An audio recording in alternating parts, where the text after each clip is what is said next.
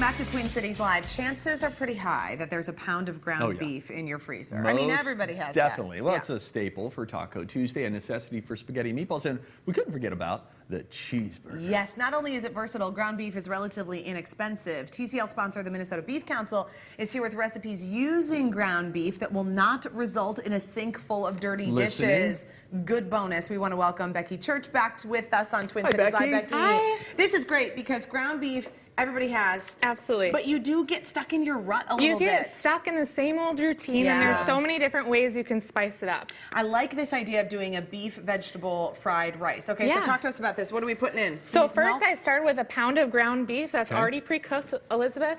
I'm going to have you start now with the bell peppers. I'm happy to help. And the pea pods. So what I did here was just take 2 peppers, slice them up, adding a little bit of color and freshness with that orange and red pop. So good. And then just a bag of pea pods, which are super easy to buy at the grocery store, pre-bagged. Dump the whole bag in. Great. And then we're heating that up. That's fine. Steve, why don't you add in the soy sauce? I like how you have specific tasks for us, Becky. This is excellent. We like this direction. Perfect. This makes us feel good. We have minced garlic that Steve's adding now. The whole thing. Oh, bring it on. Good job with the garlic. Put her in. That's what's adding the flavor to the veggies. Then we have ginger. So ground ginger is adding that little Asian spice, and it's also great for digestion. So it is really good. Nice twist on using the dried versions. A lot of us just have that in the pantry, and so you just like fewer ingredients that you have to have prepped and ready. Again, all about those shortcuts. Half the dishes, half the time. So if I don't need to dirty a grater, then we're good. Yeah. Now, with your ground beef, let me ask the question, what percentage, there are different percentages that were offered when we pick it up at the store? That's a great question, Steve. Today we're using 93% lean ground beef.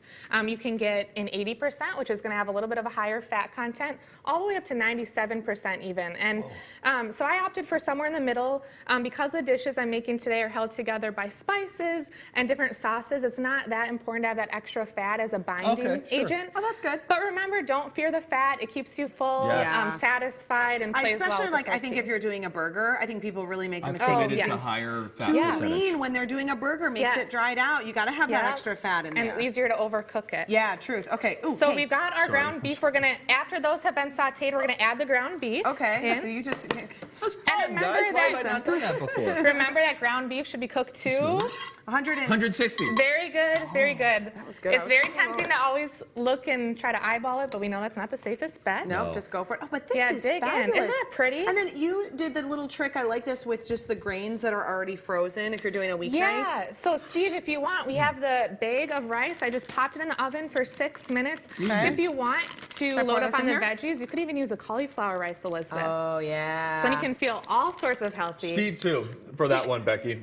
Because I love cauliflower rice. I just love it. I love it. I know.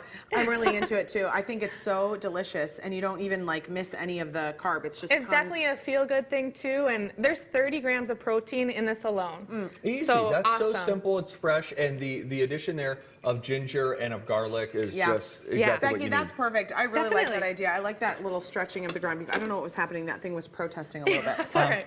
We all remember Hamburger Helper from our childhood. You sort of have an take rendition of that with this Hamburger Helper is where all of our culinary dreams come true. It's okay. Take it to go. Put it in the box. We're keeping the rice. That's ours now. Save some for later. So what did you do here? You made a homemade version. Homemade Hamburger Helper. So everything is included in here. The marinara sauce, the pasta actually is cooked right in here. No separate pan needed. Oh, I love those one pan pasta things. Because ain't nobody got time to do dishes all Becky, day. You're the best. No. You're preaching our language. Yeah, go ahead and why don't you, Steve, get in here, take a cheese pull. There's a lot of cup of mozzarella in there too. Oh my gosh. I mean, loaded with protein. Just super easy with the marinara sauce and the cilantro added on top for some. We messed up Becky's bowl plan. And by we, I mean me. I'm sorry. I like this. Silence! I got it. It's beeping. Off. I suppose that works. This fresh cheese on top. That's a nice way to elevate this meal. Yeah. This really elevates the Hamburger Helper. This is great. It's like a casserole, but oh my gosh, how hot dish. We call it hot dish here. I know. Tell us about this final. This is kind of a take on Taco Tuesday. Take on Taco Tuesday because 'tis the day.